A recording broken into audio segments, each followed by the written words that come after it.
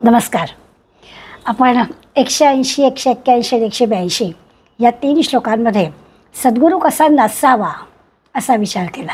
कसं त्याला ओळखावं, जो आपल्याला आपल्या जीवनाचा मार्ग दाखवणार आहे, मोक्षाकडे घेऊन जाणार आहे, त्याला आपण कसं ओळखावं, त्यामुळे तो कसा नसावा याचा विचार आपण 3 श्लोकांमध्ये केला. आज एका श्लोकामध्ये समर्थ आपल्याला सद्गुरू कसा असावा, सद्गुरूजवळ कोणते गुण असावेत याची सगळी माहिती देणार आहेत. फार सुंदर श्लोक आहे, अगदी पाठ करण्यासारखा आहे. 12 गुण या सद्गुरूजवळचे आपल्याला कळले पाहिजेत की हाच आपला मार्गदर्शक आहे. आणि हे सगळे गुण आपण संतांशी लावून पाहिले की आपल्या लक्षात येतं की हो, सगळ्या संतांजवळ या सगळ्या गोष्टी आहेत. जनी भक्त ज्ञानी विवेकी विरागी कृपाळू मनस्वी क्षमावंत योगी प्रभू दक्ष व्युत्पन्न चातुर्य जाणे तयाचेनी योगे समाधान बाणे. तयाचेनी योगे समाधान बाणे. शेवटच्या ओळीमध्ये सांगितलं आहे की खरा शाश्वत समाधान ज्याला म्हणतो तो शाश्वत समाधानाचा आनंदाचा आपल्याला अनुभव कोणामुळे मिळेल तर सद्गुरूमुळे मिळेल. हा सद्गुरू कसा आहे तर आधीच्या 3 ओळीमध्ये समर्थांनी एक यादीच सद्गुरू कसा असावा, त्याचे गुण कोणते असावेत याची आपल्याला दिली.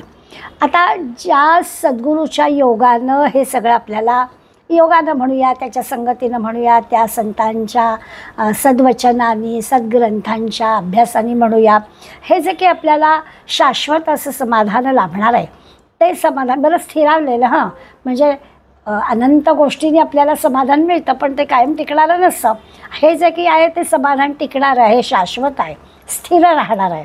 आणि असा जो सद्गुरू आहे तो कोणत्या गुणांनी युक्त आहे असं पाहताना पहिला शब्द त्यांनी जनी असा दिला. तर जनी म्हणजे काय तर लोकांच्यामध्ये. याचा अर्थ असा आहे की हा जो काही सद्गुरू आहे हा लोकांच्यात वावरणारा असा आहे. हिमालयात जाऊन आपली आपली साधना करणारी अशी मंडळी खूप असतात, त्याच्याबद्दल प्रश्नच नाही आहे. ती मंडळी काही हे सगळे गुण त्यांच्याजवळ नसतात अशातला काही भाग नाही आहे.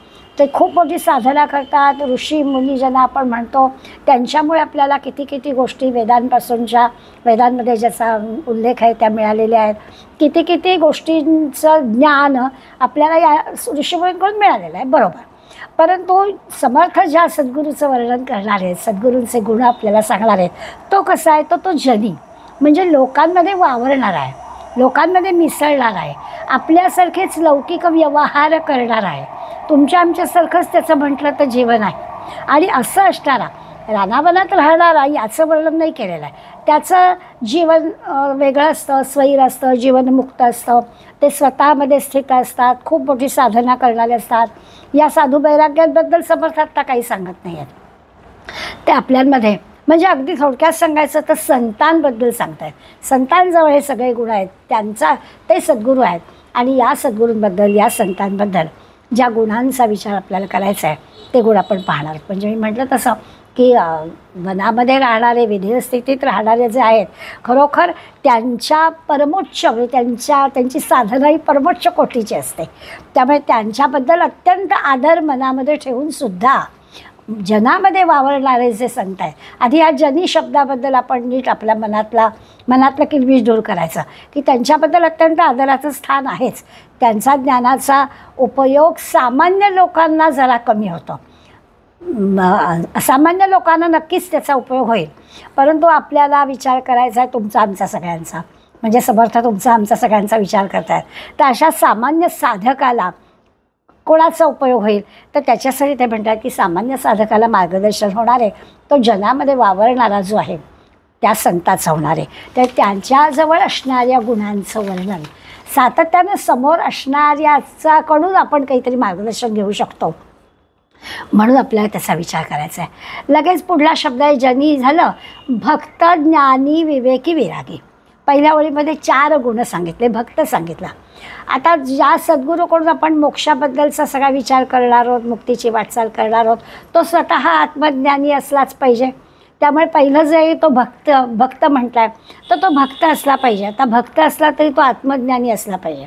म्हणजे लोकांसमोर लोकांसाठी त्याला या भक्तीच्या म्हणजे परमेश्वराची भक्ती करण्याची आराधना करण्याची लोकांसमोर आदर्श ठेवण्याची जरुरी आहेच. म्हणजे तो जरी आत्मज्ञानी असला किंवा निर्गुण निराकाराची त्याला अगदी पक्की जाण असली तरी देखील सामान्य लोकांसाठी त्याला या नामस्मरणाने, ध्यानाने, अभ्यासाने, कीर्तनाने, प्रवचनाने अशी सगळी गोष्ट लोकांसमोर ठेवायलाच पाहिजे. मार्गाधारे वर्तावे असं म्हटलं आहे. त्याचा अर्थ तो आहे की त्यांनी मार्ग दाखवावा. त्या मार्गाने, त्या सद्गुरूंनी दाखवलेल्या मार्गाने सामान्य सगळ्या मंडळींनी जाता यायला पाहिजे. त्यांना हा मार्ग दाखवला. म्हणजे जसं स्वामी विवेकानंदांबद्दल असं म्हणतात की ते निर्गुण निराकाराची म्हणजे परमेश्वराची जी ध्यान, त्यांची ध्यानाचा अभ्यास होता तो निर्गुण निराकार परमेश्वराचं ध्यान होतं. पण भक्तांसाठी त्यांनी आरती, भजन, नामस्मरण या सगळ्या गोष्टी सुरू ठेवल्या होत्या. हेही आवश्यकच आहे. जरी निर्गुण निराकार भगवंत असला तरी सामान्य लोकांसाठी हे सगळं सारा, म्हणून त्याला भक्त असं म्हटलं की पहिला तो काय, तो भक्त असला पाहिजे. साधकाला अगदी जी त्याची प्राथमिक अवस्था आहे त्या प्राथमिक अवस्थेमध्ये त्याला नामस्मरण, कीर्तन, प्रवचन, मग थोडं चिंतन, मनन वगैरे गोष्टी येतील. पण या सगळ्या महत्त्वाच्या आहेतच. मग पुढे त्या कमी कमी होतीलही. निर्गुण निराकाराचा परिचय झाला की या सगुण साकाराच्या गोष्टी कमी होतीलच. हे मी नेहमी आपल्याला एक उदाहरण देते. ते लक्षात ठेवण्याचं केवढ्यासाठी आहे की गोंदवलेकर महाराजांनी म्हटलं की माळ घेतली पाहिजे आणि माळ सुटली पाहिजे. याचा अर्थ आपण लक्षात घेतला पाहिजे की नामस्मरणाची सवय लावण्यासाठी माळ घेतलीच पाहिजे. रोज काहीतरी आपण ठरवलेला जप केलाच पाहिजे. पण एक वेळ अशी येते की अनुसंधान त्याच्याशी इतकं लागून राहतं. म्हणजे जे काही आपण दिवसागणिक 10,800 श्वास घेतो तितक्या गणिक जर अनुसंधान भगवंताचं असेल तर वेगळी माळ घेण्याची आवश्यकता आहे. ज्याला आपण अजपाजप म्हणतो की तो चालूच असतो. श्वासागणिक नाम असं घेतलंच जात आहे. तर ते अनुसंधान साधलं की काही तांत्रिक गोष्टीची माळ घेण्याची, यंत्रबोटात घालण्याची अशी काहीच आपल्याला आवश्यकता भासणार नाही. मग सद्गुरू आपल्याला हे सांगतात की तो अत्यंत भावानं, प्रेमानं, ज्याला भक्त म्हटलं आहे ना, त्याच्या अंतःकरणामध्ये परमेश्वराबद्दल प्रेम आहे, भाव आहे. अंतरीचे धावे स्वभावे बाहेरी असं जे म्हटलेलं आहे, तो जो प्रेमळपणा आत आहे तो स्वाभाविकच ह्या भक्तिभावाच्या निमित्तानं आपल्याला ओळखता आला पाहिजे. संतांजवळ तो असतो. म्हणून सद्गुरूजवळचं पहिलं लक्षण म्हणजे त्याचा जो काही अत्यंत मृदूपणा आहे ना बोलण्यातला.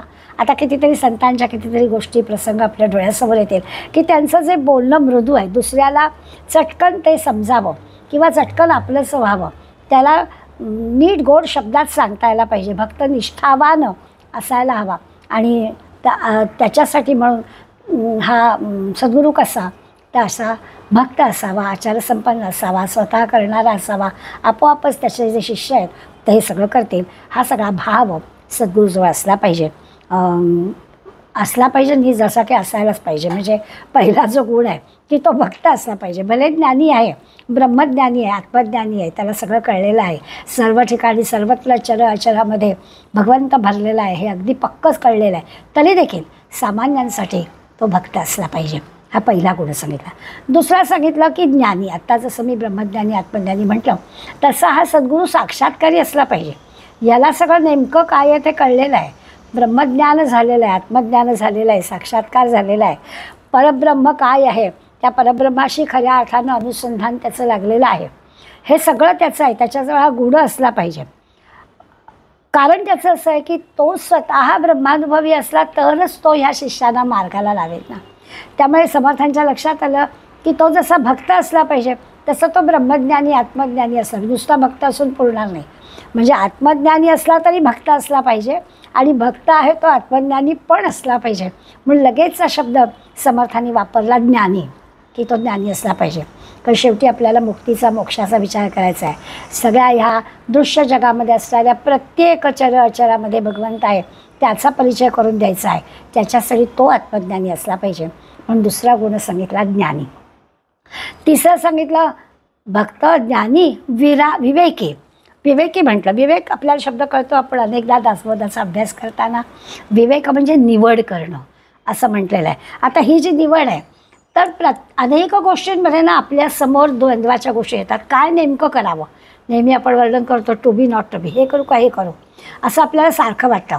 सामान्य व्यावहारिक गोष्टीत आपल्याला निर्णय घेताना हे का ते असं सारखं सारखं आधी बहुतांशी सगळे आपण भगिनी आहोत, तर एखादी साडी घेताना सुद्धा ही का ती, हा का तो रंग, अशा प्रकारच्या किती किती द्वंद्वामध्ये आपण असतो. परमार्थाच्या भाषेत बोलायचं तर सार सार असं जे किंवा अशा ज्या गोष्टी सगळ्या आपण पाहतो त्यातली नेमकी निवड काय करायची असं जेव्हा होतं तेव्हा तो सद्गुरू आपला विवेकी असला पाहिजे. त्याला निवड तो काय करतो आहे हे बरोबर त्याला कळलं पाहिजे. मग आत्मा म्हणजे काय, अनात्मा म्हणजे काय, सार म्हणजे काय, असार म्हणजे काय, योग्य काय, अयोग्य काय, असं सगळं आपल्याला कळतं आणि त्याची योग्य ती निवड सद्गुरूला, तो विवेकी असला पाहिजे. आपोआपच शिष्य समुदाय जो आहे त्याला निर्णय घेणं सोपं जाईल. याच्यासाठी सद्गुरूजवळ विवेक असायला पाहिजे. आता सद्गुरूच्या ठिकाणी ही जी विवेक शक्ती जागी असते म्हणजे त्याला योग्य तो निर्णय घेता येतो. तो असा गोंधळात पडत नाही, त्याच्यासमोर द्वंद्व नसतं. काय बरोबर काय चूक हे त्याला पक्क कळलेलं असतं. आपल्यासमोर द्वंद्व असतं कारण आपल्याला नेमकं काय करावं ते कळत नाही. खरं तर योग्य आणि अयोग्य अशा दोन असतील तर योग्याचीच निवड करायला पाहिजे, पण आपल्याला ते अयोग्य वाटत नाही ना. आपल्याला ह्यातलं कुठलं असा जो काही प्रश्न आपल्यासमोर पडतो त्याचा विवेकाने विचार करता यायला हवा.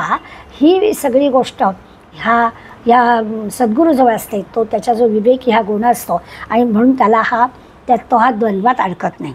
आपण जर चुकीचा निर्णय घेतला त्या द्वंद्वामध्ये अडकून तर स्वाभाविकच आपलं दुःख होतं. व्यावहारिक गोष्टीतलं उदाहरण दिलं की आपल्याला पटकन कळेल.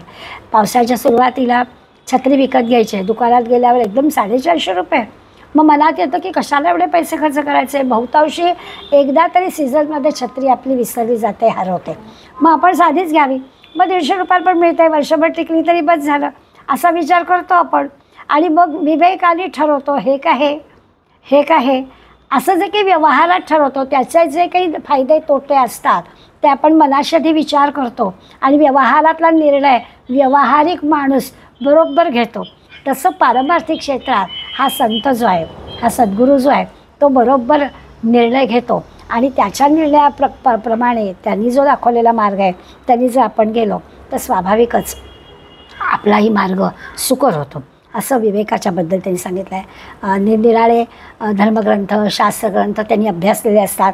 त्याच्या आदेशांचं पालन त्यांनी केलेलं असतं आणि त्यामुळे त्याचा जो काही तारतम्य राखून आपण ज्याला म्हणतो असा निर्णय या सद्गुरूला, संतांना घेता येतो, विवेकी पुरुषाला घेता येतो. हा जो निर्णय त्याचा असतो तो 100% हिताचा असतो. म्हणजे सत्शिष्यांनी सद्गुरूंनी सांगितलेल्या मार्गाने जावं कारण त्यांचा जो निर्णय असतो तो विवेकाने घेतलेला असतो. याच्यासाठी हा पुढला गुण त्यांनी सांगितला की विवेकी असला पाहिजे. जो सद्गुरू आहे तो असा भक्त आहे, ज्ञानी आहे आणि विवेकी आहे. त्यामुळे त्यांनी सांगितलेल्या मार्गाने तो आपल्या कल्याणाचा मार्ग सांगणारे म्हणून जा. चौथा गुण दिला आहे विरागी. जसा विवेकी आहे तसं वैराग्य पण असलं पाहिजे. त्यामुळे लगेच पुढला शब्द दिला आहे की त्याच्याजवळ वैराग्य असायला हवं. जसं आपण दासबोधामध्ये विवेक वैराग्य शिकलो आहे तसं विवेकामध्ये जसं म्हटलं की निवड करता आली पाहिजे तसं वैराग्यामध्ये नावड उत्पन्न करता आली पाहिजे. की सगळ्या दृश्य जगातल्या निरनिराळ्या गोष्टी आपल्याला मोहात टाकतील त्या सगळ्या आपल्याला दूर करता आल्या पाहिजेत. आवाज येत नाहीये तुमचा मेरा. ते मंजिरीकडून म्यूट केलं गेलंय सगळ्यांना.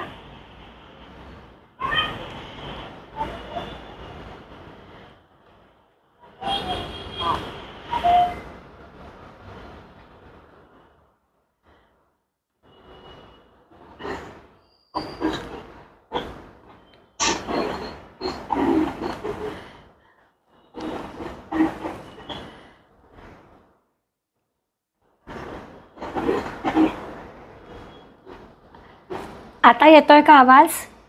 हो येतोय. तर आपला विषय चालला होता 3 गुण आपले बघून झाले.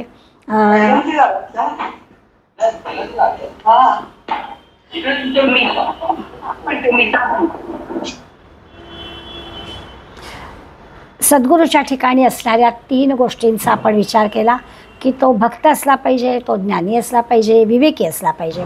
आणि चौथा गुण आपण विचार घेतोय की ज्याच्याजवळ वैराग्य असलं पाहिजे.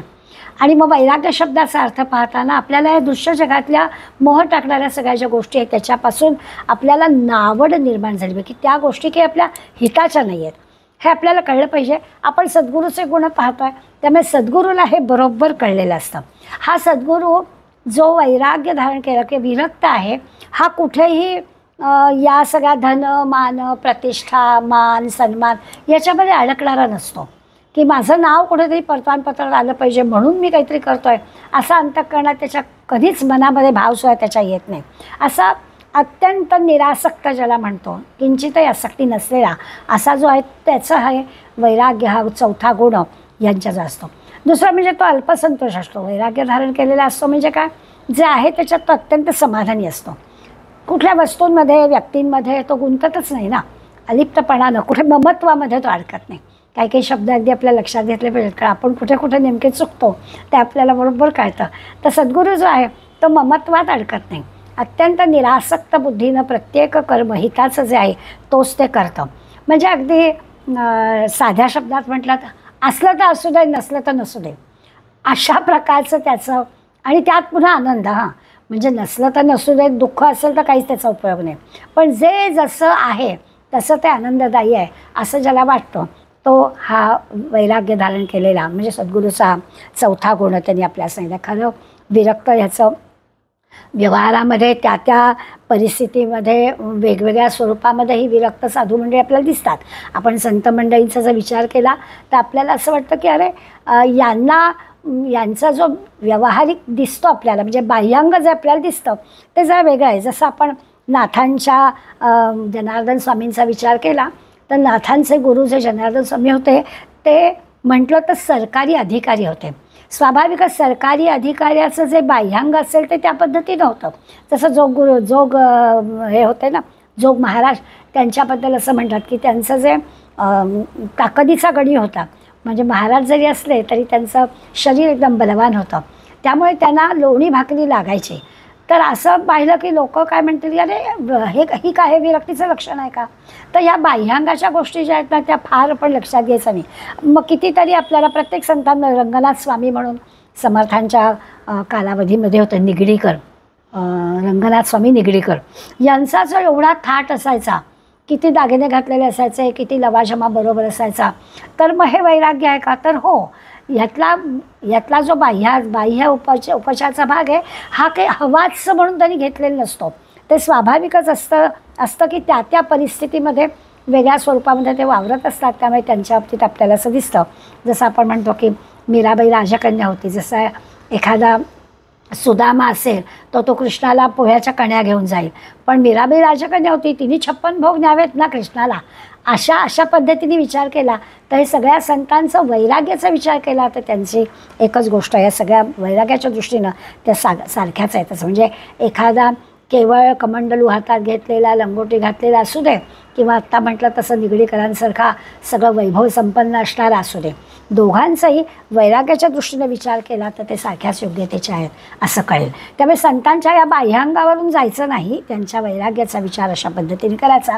आत्मज्ञान असणारा माणूस म्हणजे असणारा संत म्हणूया, त्याचा हा चौथा गुण आपण पाहिला की त्याच्यात वैराग्य असलं पाहिजे. माऊलींनी असं म्हटलं आहे, तरी विरक्ती वाचून केही ज्ञानासी तगणे नाही. इतका महत्त्वाचा हा गुण आहे की वैराग्य असेल तरच हे झालेलं आत्मज्ञान आहे ना त्याचा उपयोग आहे. आत्मज्ञानी माणूस आणि वैराग्य नाही असं नाहीच होणार. आत्मज्ञानी संत आहे तर वैराग्य असलंच पाहिजे. मग यात थोडक्यात असं आहे की देहबुद्धी कमी कमी होत संपली पाहिजे. जोपर्यंत देहबुद्धी आहे तोपर्यंत वैराग्य नाहीच येणार. विषय जोपर्यंत आहेत, विषयांमध्ये जोपर्यंत आनंद आहे तोपर्यंत वैराग्य कसं येणार. त्यामुळे इंद्रिय सुख हे जोपर्यंत बाजूला झालं नाही तोपर्यंत वैराग्य येणार नाही. त्या देहबुद्धी कमी होणं, इंद्रिय सुख कमी होणं, विषय सगळे संपून जाणं याला वैराग्य म्हणायचं. कुठल्याच प्रकारची कसलीच लालसा मनात नसणं याला वैराग्य म्हणायचं. नंतरच्या ओळी म्हटलं आहे कृपाळू, मनस्वी, क्षमावंत, योगी. आणखीन 4 गुण ह्या सद्गुरूच्या ठिकाणी असणारे आपल्याला पाहिजे आहेत. अत्यंत कृपाळू असला पाहिजे, सगळ्यांवरतीच त्याचं बोलणं इतकं मृदू असलं पाहिजे. म्हणजे जरी एखाद वेळेस संत रागावले ना तरी ते रागावणं सुद्धा त्या शिष्याच्या हितासाठी असतं. अशी गोष्ट लक्षात घेतली पाहिजे. कारण अशाही गोष्टी खूप आहेत की परीक्षा बघतात सद्गुरू संता शिष्याची, आणि त्यावेळेला काही असं आचरण करायला सांगतात की जे आपल्याला आश्चर्यकारक वाटेल. मग त्याच्या वेळेला आपण काय आहे तर हे त्याच्या हितासाठी आहे असा विचार असतो. म्हणजे लाड करणं आणि शिक्षा करणं या दोन्हींचं संतुलन असतं.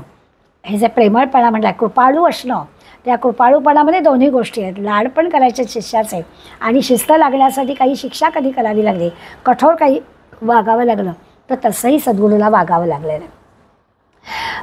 बरं, ह्यांचं कृपाळूपण कसं तर सगळ्यांवरती, अज्ञानी असू दे, दीनदुबळा असू दे, कोणीही असू दे, सगळ्यांच्या बाबतीत त्यांचं म्हणजे रंजलेला गांजलेला सगळ्यांच्या बाबतीमध्ये ते कृपाळूच असतात. असं कृपाळूपण ज्यांच्याजवळ आहे ते सद्गुरू आहेत. नाही तर आपला परका भेद असेल, माझे जे शिष्य आहेत त्यांच्याशीच मी नीट वागेन, अन्य कुठल्या संप्रदायातल्या लोकांशी नाही वागणार, असं त्यांच्या बाबतीत कधीच होत नाही. सगळ्यांवरती कृपा करायची, सगळ्यांना हिताचा मार्ग सांगायचा, असं जो करतो तो कृपाळू आहे. कुठल्याही शिष्याबद्दल त्यांना तिरस्कार नसतो. कुणी लहान मोठा, साक्षर निराक्षर, काय हुशार बुद्धिमान कोणी असू दे, सद्गुरूच्या हृदयात सगळ्यांबद्दल अत्यंत वात्सल्य असतं, अत्यंत प्रेम असतं. ही शक्ती आधी विवेकशक्तीचा विचार केलाच आहे. त्या विवेकशक्तीमध्ये आणखीन थोडं आत गेलं तर आपल्याला हे कळेल की तो अत्यंत कृपादृष्टी असणार आहे, कृपाळू आहे असा सद्गुरू असतो. विरक्ती आहे, निस्पृहता आहे, विवेकी आहे, आणि आता कृपाळू आहे. म्हणजे खरोखरच संतांच्या सहवासात गेल्यावर जो काही आनंद मिळतो, अगदी शांत समाधानाचा अनुभव येतो, याचं कारण हे सगळे गुण त्यांच्या. नुसतं त्यांच्या बघण्याने, त्यांच्या नुसत्या दृष्टीने शिष्याला जो काही समाधानाचा अनुभव मिळतो, त्याचं कारण त्यांच्या दृष्टीमध्ये अत्यंत कृपाळूपण असतं. त्या सद्गुरूंना गुणदोषांची पारख असते. त्यामुळे म्हणजे अगदी एखादा अवगुणी जरी त्यांच्यासमोर आला तरी देखील त्यांच्या कृपादृष्टीने त्याचे अवगुण बाजूला होतात. प्रत्येक असा काही सगळाच्या सगळा दोषी माणूस नसतो. आपण ज्याला अगदी अवगुणी म्हणतो त्याच्या जो काही एखादा गुण असतो तो सद्गुरूला बरोबर कळतो, कारण त्याची कृपादृष्टी असते. तो कुणालाच वाईट म्हणत नाही. सगळ्याच्या सगळ्या अवगुण असणारं असं कोणी नाही आहे, याची बरोबर काही तो गुण त्याला ओळखता येतो. कृपादृष्टीमुळे त्या सद्गुरूला याच्याकडला जो गुण आहे, आणि मग तो गुण ओळखून त्याला बरोबर तो आपल्याजवळ करतो, त्याचे अवगुण एक एक एक एक करून नाहीसे करतो. हळूहळू सगळं भगवत चरणी स्वाभाविकच त्याच्या त्या गुणाचा उपयोग करतो. जसं समर्थांच्या चरित्रामध्ये एक प्रसंग आहे की गडावरती एक साधा दोरीवरून चालणारे असतात ना डोंबारी, त्या डोंबाऱ्याचा खेळ समर्थांनी पाहिला. आणि मग समर्थांनी त्या डोंबाऱ्या पाहिलं आणि लक्षात त्यांच्या असं आलं की याच्याजवळ हे जे कौशल्य आहे, म्हणजे इतक्या उंचावर बांधलेली ती दोरी, खरं किती धोका आहे. जरा जरी चुकलं तरी तो एवढ्या उंचावरून खाली पडणार आहे. परंतु तो पडत नाही आहे, कारण त्यांनी तोल राखण्यासाठी जे काही हातामध्ये काठी घेतली आणि तोल राखतो आहे त्याचा सराव त्यांनी केलेला आहे. खाली जो आवाज येतो आहे त्या अनुसंधानात तो राहिलेला आहे, आणि असा तो लांबच्या लांब इथपासून तिथपर्यंत आणि उंचावरून चालतो आहे. हे दृश्य जेव्हा समर्थांनी पाहिलं तेव्हा डोंबाऱ्याजवळ असणारी जी एकाग्रतेचा गुण आहे तो त्यांनी बरोबर हेरला. आणि ही एकाग्रता त्यांनी जर भगवंत चिंतनामध्ये वापरली तर त्याला चटकन मोक्षाचा मार्ग मिळेल असं समर्थांच्या लक्षात आलं. आपला मुद्दा एवढ्यापुरताच आहे. आत्ता सगळी काही कथा सांगण्याची आवश्यकता नाही. मुद्दा काय आहे तर त्याच्या म्हणजे सद्गुरू हे गुण ओळखतात. आपल्या दृष्टीने असं वाटतं की डोंबारी तो त्याला काय मोक्ष कसली मुक्ती, त्याचं बाराची वेळ त्याच्या त्या खेळावरती अवलंबून आहे, आणि ह्या सगळ्यासाठी तो एवढा मोठा धोका पत्करतो आहे, असं सगळं व्यावहारिक गोष्टी तुमच्या माझ्या मनात येतील. पण सद्गुरूच्या मनात वेगळंच आहे की त्याच्याजवळ जो गुण आहे, हे जे अनुसंधान त्याचं राखलं जात आहे, हे जे काही तो इतक्या सहजपणाने करू शकतो आहे, ही सगळी त्याची कला, ही सगळी त्याचा जो गुण आहे तो त्यांनी भगवंताकडे लावला तर त्याच्या जीवाचं कल्याण होईल हे सद्गुरूला लक्षात येतं. असं जे काही आपण म्हणतो म्हणजे त्यालासुद्धा नामाला ध्यानाला लावता येईल, कारण त्याचं ध्यान पटकन लागेल अशी गोष्ट सद्गुरूला कळू शकते. म्हणून समर्थांना की सद्गुरू कसा तर त्याच्याजवळ कृपादृष्टी असायला हवी. बरोबर तो शिष्यांना लक्षात घेतो, त्याच्यातले अवगुण दूर करतो. एखादा जरी त्याचा एवढासा गुण असतोच प्रत्येकाजवळ, तो हेरतो आणि त्याप्रमाणे त्याला मार्गस्थ करतो. पुढला शब्द आहे कृपाळू मनस्वी. मनस्वी याचा अर्थ निश्चय, पक्का निश्चय असतो, दृढ निश्चय असतो. स्वतःच्या मनावर त्याचं पक्कं नियंत्रण असतं. सद्गुरूंबद्दल चाललं आहे आपलं, की सद्गुरूंचं स्वतःच्या मनावर नियंत्रण असतं. ते निश्चयी असतात, कठोरपणानं जो काही नियम आहे तो पाळणारे असतात, दृढ निश्चयी असतात. आता स्वतःच्या मनावर नियंत्रण असतं म्हणजे काय, तर त्यांनी जो काही निश्चय केलेला असतो त्या निश्चयामध्ये इतका बाणेदारपणा असतो की त्या निश्चयापासून ते जराही बाजूला होत नाही. कधीही असं दीनपण, लाचारपण असं त्यांना येत नाही. इतका निश्चय, दृढ निश्चय असा हा सद्गुरू असतो असं त्यांनी म्हटलं. आता यापूर्वीच आपण विवेकी म्हटलेलं आहे, तर विवेकानं घेतलेला जो निर्णय असतो ना, त्या निर्णयाशी ते पक्के असतात. त्यावेळी तसं पाहायला गेलं तर जसं जसं एक एक गुण घ्यायला आपण पुढे जातो आहे, तसं त्या सगळ्या मागच्या गुणांच्यामुळे ह्या गुणाला अधिक उंची मिळते. त्यामुळे स्वाभाविकच ते कृपाळू आहे, विवेकी विरागी असल्यामुळे मनस्वी आहे, जे काही ठरवलं आहे, दृढ निश्चय केला आहे त्याप्रमाणे आचरण करणार आहेत. पुढे म्हणतात क्षमावंत.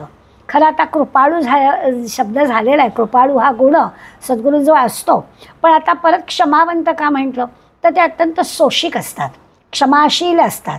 त्यांची जरा देखील सूड घेण्याची वृत्ती नसते. कुणीही माझ्याशी कसाही वागू दे, त्याचं बघूनच घेईन असा विचारसुद्धा सद्गुरूंच्या मनामध्ये येत नाही. याच्यासाठी क्षमावंत हा वेगळा गुण त्यांनी. कृपाळू असतातच पण क्षमावंत पण असतात, कारण ते काय करतात, आपल्या शिष्यांच्याकडून झालेली चूक असते ना, ती चूकसुद्धा स्वतःकडे घेतात. अशा अर्थाने क्षमावंत. कृपादृष्टी असते ती मगाशी आपण पाहिली.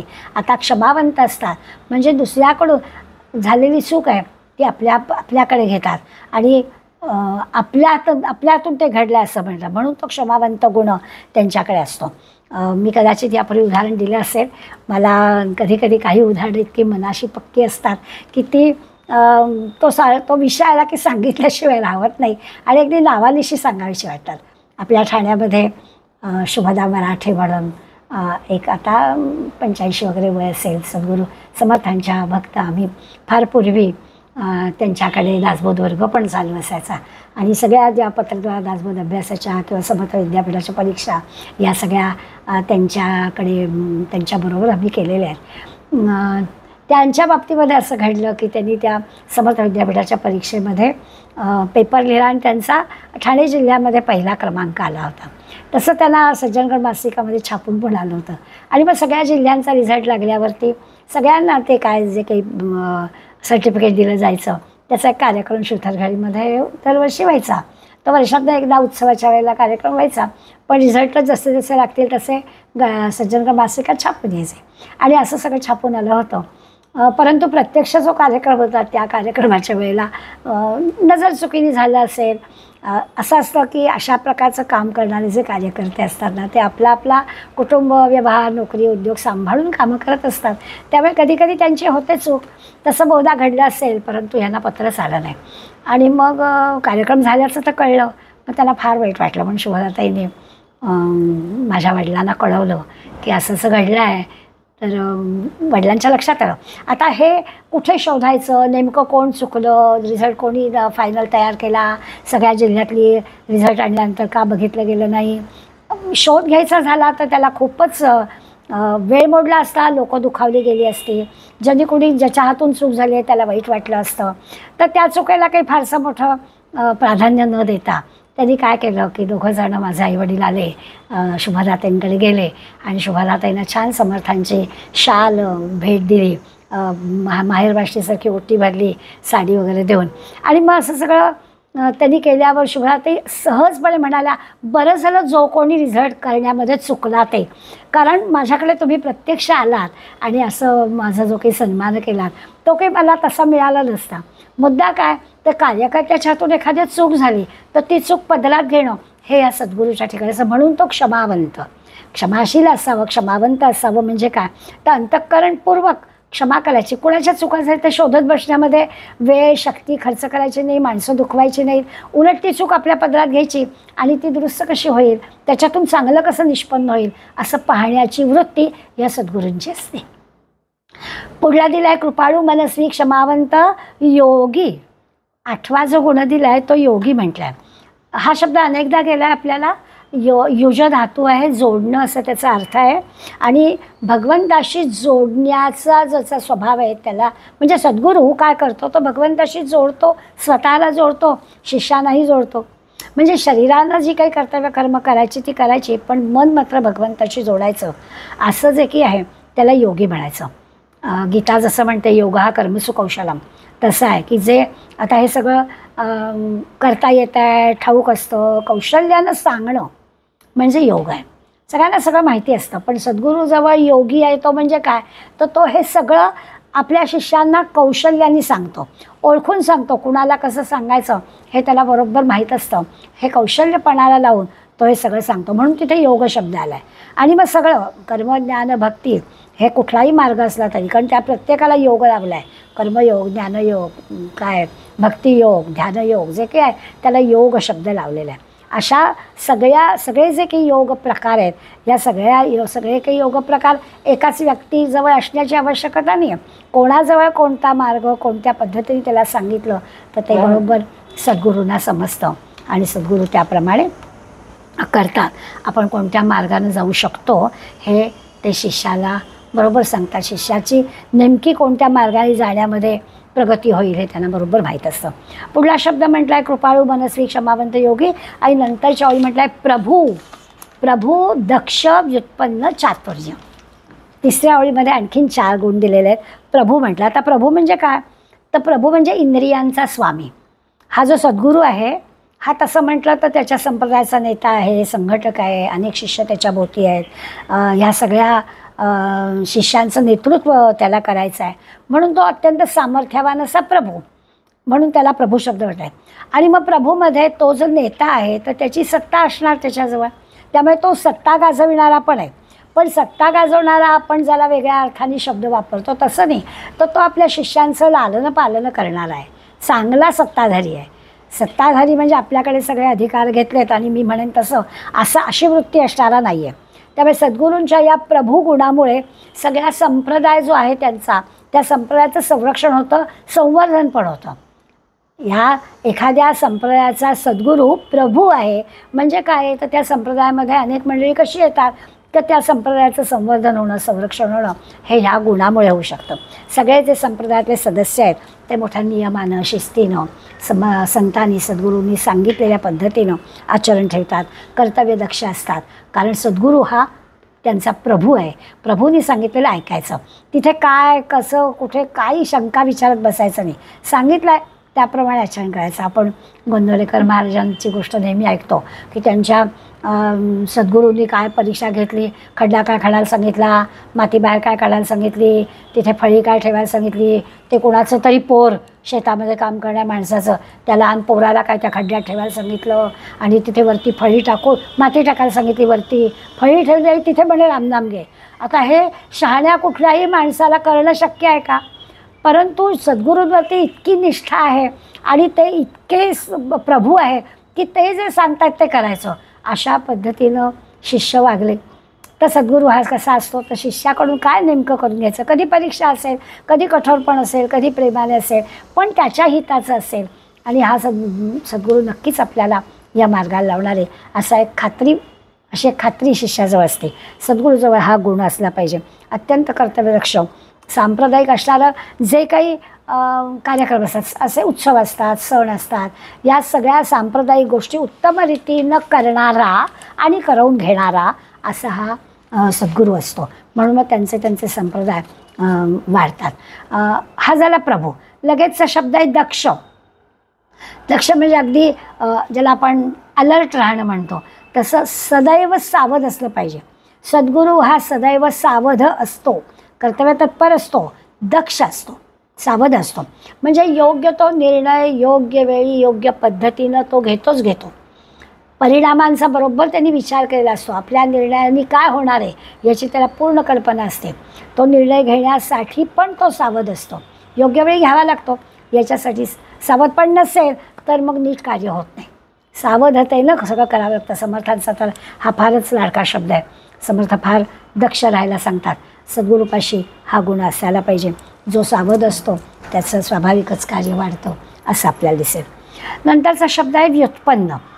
प्रभू, दक्ष व्युत्पन्न. आता व्युत्पन्न म्हणजे अत्यंत विद्वान असणं, बहुश्रुत असणं. सद्गुरूजवळ हे सगळं असलंच पाहिजे. तो बहुश्रुत असला पाहिजे, खूप ग्रंथांचा अभ्यास त्याचा असलेला पाहिजे, त्यांनी स्वतःही अध्ययन ते केलेलं असलं पाहिजे.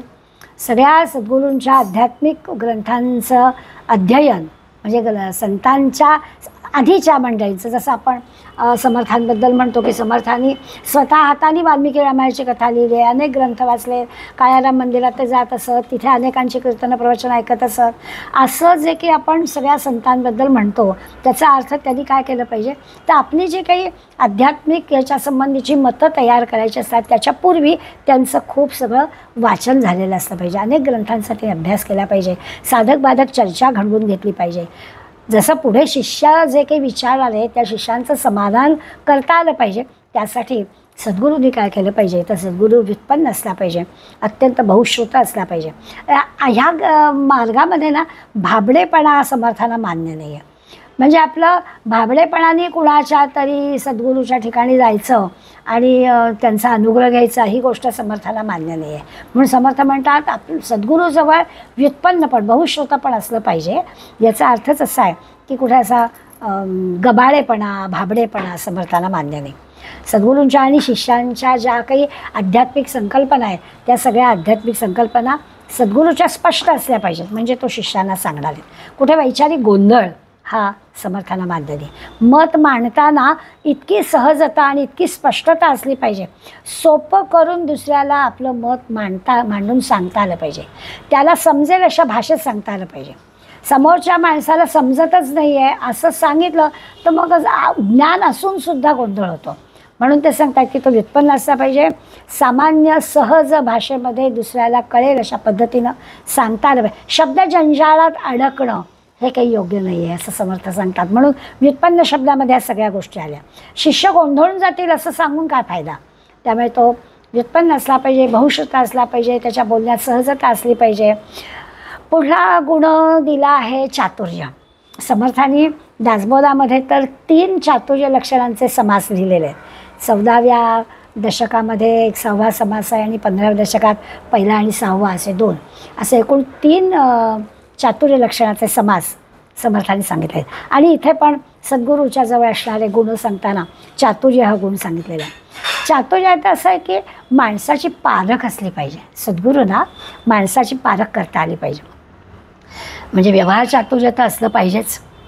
कोणता माणूस आपल्याला कुठे उपयोगी पडेल हे सद्गुरूला कळलं पाहिजे. समर्थ संप्रदाय असा होता, इतके महंत समर्थांनी तयार केले, तर ते तयार करताना त्यांची ती दृष्टी होती. जसं आपल्याला माहिती आहे की कल्याण इतका लहान आहे, पण कल्याणाचं ते जे काही त्यांनी पाहिलं की रांगोळी छान काढतो आहे, बराबर पाटपाणी घेतो आहे, आल्या गेल्याचं स्वागत करतो आहे, हा मुलगा याची जी काही वागणं आहे हे पाहता आपल्या संप्रदायाला योग्य, कोण आहे हा मुलगा, याची त्यांनी परीक्षा घेतली आणि कल्याणाला आपल्या संप्रदायात घेतलं.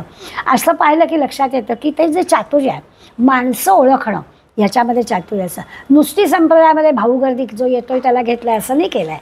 योग्य पद्धतीनं आपल्याला कोण उपयोगाला येणार आहे याची जाण ठेवून समर्थांनी चातुर्य स्वतः केलं आहे. तसं गुण या सद्गुरूचा असला पाहिजे असं समर्थ सांगतात.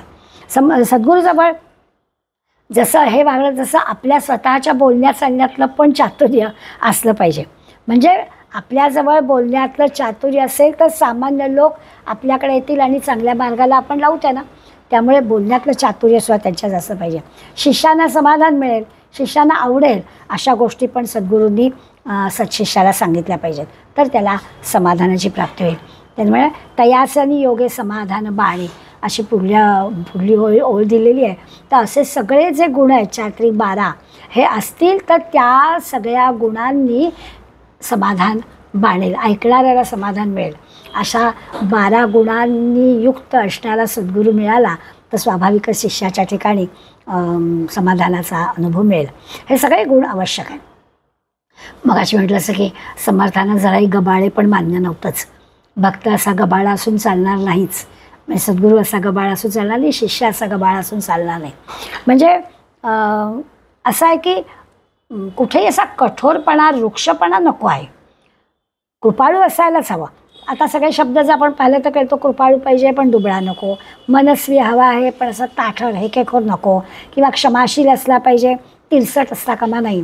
आता ते नसावामध्ये आधीच्या 3 श्लोकांमध्ये आपण ते सगळं पाहिलेलं आहे. त्यामुळे आत्ता आपण पाहिलं की त्याच्याजवळ विद्वत्ता हवी, चातुर्य हवं, पण तो व्यवहारशून्य पण असता कामा नये, व्यवहार पण त्याला कळला पाहिजे. असं सद्गुरूच्या ठिकाणी प्रयत्नपूर्वक हे सगळे जे गुण आहेत ते आहेत ना आपण तपासून घेतले पाहिजेत. आणि शिष्याला म्हणजे खरं तर असं आहे की सद्गुरू म्हटला की आपल्याला ते सगळे गुण वेगळे खरे दाखवण्याची गरज भासणार नाही. माऊलीने छान छान उदाहरणं दिली आहेत.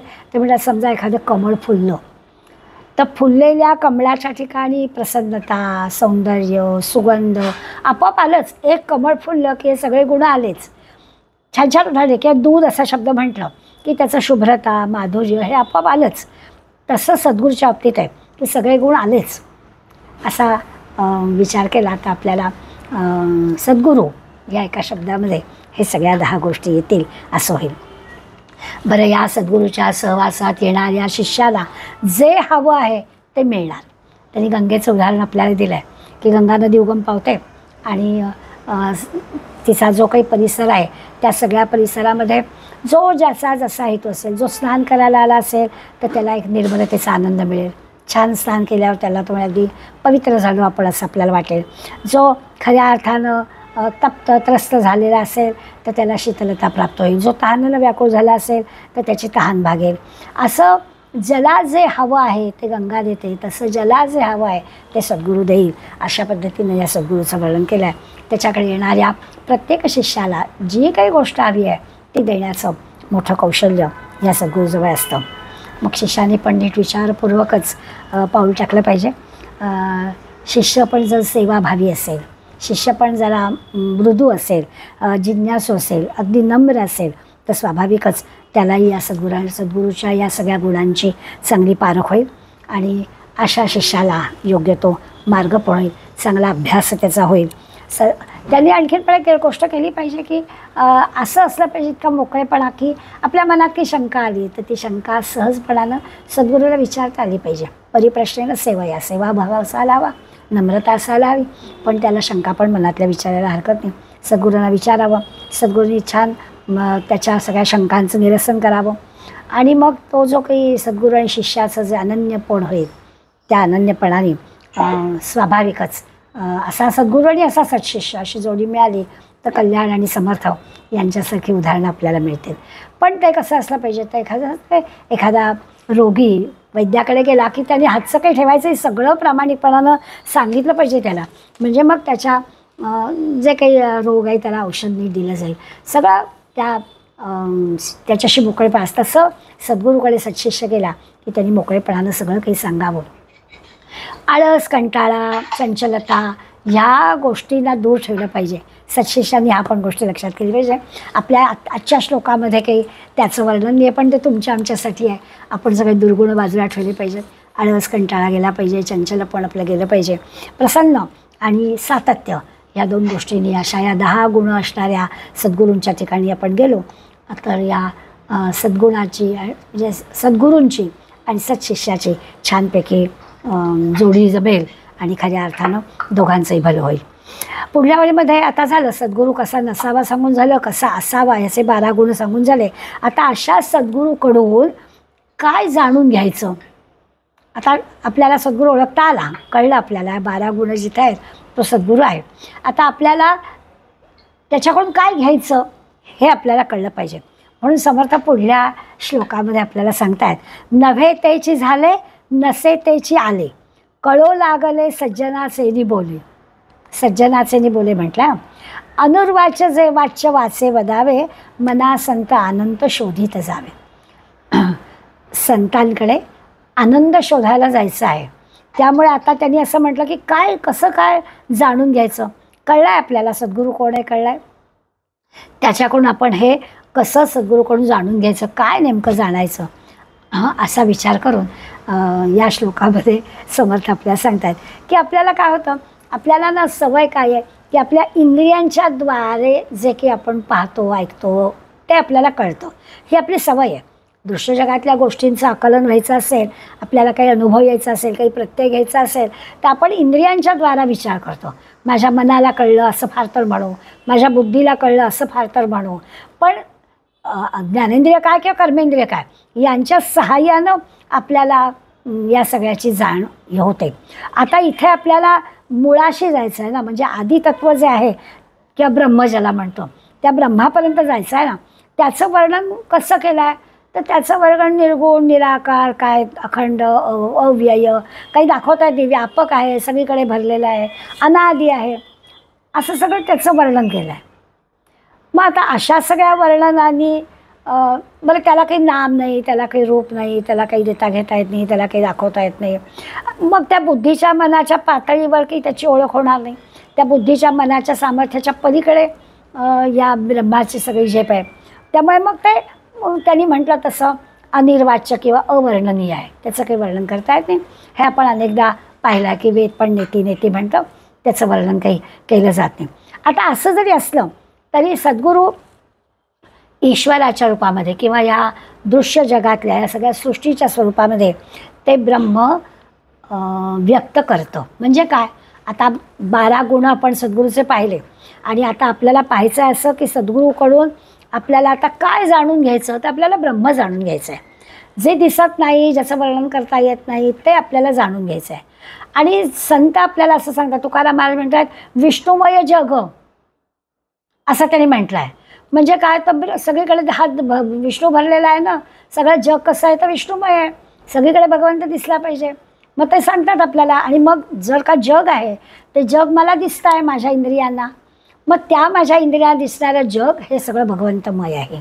किंवा समर्थ म्हणतात नारायण असे विश्वी, सगळीकडे विश्वामध्ये नारायण भरलेला आहे. काय विष्णुमय जग काय किंवा नारायण असे विश्वी काय, अर्थ तोच आहे. ज्ञानेश्वर माऊली म्हणतात अबोलची बोलीनं, जे बोलता येत नाही ते मी बोलणार आहे. अरूपाचे रूप दाविनं, ते ब्रह्म अरूप आहे, दाखवता येणार नाही, रूप नाही त्याला, पण तरी मी दाखवीनं. आतिंद्रिय परिभोगवीनं, तुमच्या इंद्रियांना पण दिसण्यासारखं नाही आहे तरी तुम्हाला इंद्रियांच्या भोगासारखं भोगवीनं इंद्रियां करावी. काय संतांची खात्री आहे बघा की तुम्हा आम्हाला ते हे जे काही ज्ञान आहे ते ज्ञान आपल्या पद्धतीनं आपल्याला कसं समजेल या पद्धतीने ते द्यायला बसलेले आहेत. आणि म्हणून ते म्हणतात की आहे अतिंद्रिय आहे, अवर्णनीय आहे, सांगता येत नाही आहे, शब्दात मांडता येत नाही आहे, तरी देखील आता असं जे काही आहे अनादी असतानासुद्धा ते व्यक्त दाखवणार आहेत. किंवा निर्गुण निराकार आहे तरी ते सगुणांनी दाखवणार आहेत, किंवा निराकार आहे तरी ते आकार करून दाखवणार आहेत.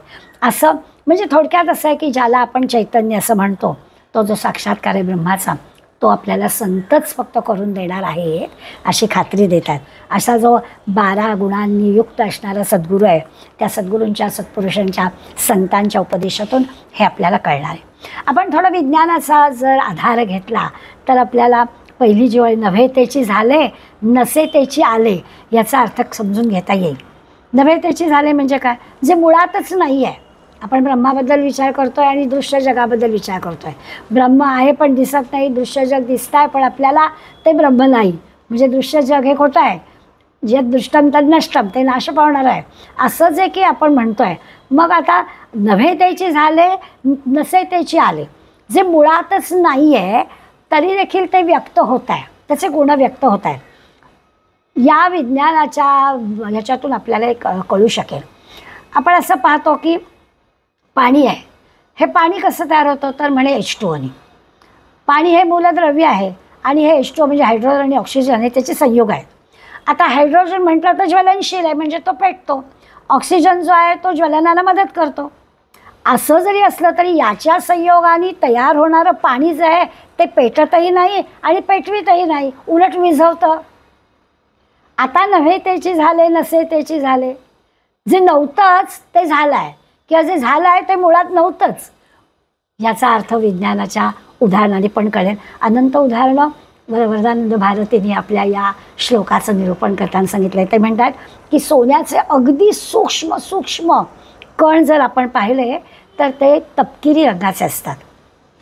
सोन्याचे अगदी सूक्ष्म सूक्ष्म कण पाहिले म्हणजे समजा आपण सूक्ष्मदर्शक यंत्राखालीच काही त्याचे कण पाहिले तर ते तपकिरी रंगाचे दिसतात. पण ते कण थोडेसे जाड झाले, थोडे मोठे झाले की एकदम सुवर्णकांती, एकदम चमकायला लागतात. आता हे नव्हेतेची झाले, आधी नव्हते, ते कसे झाले?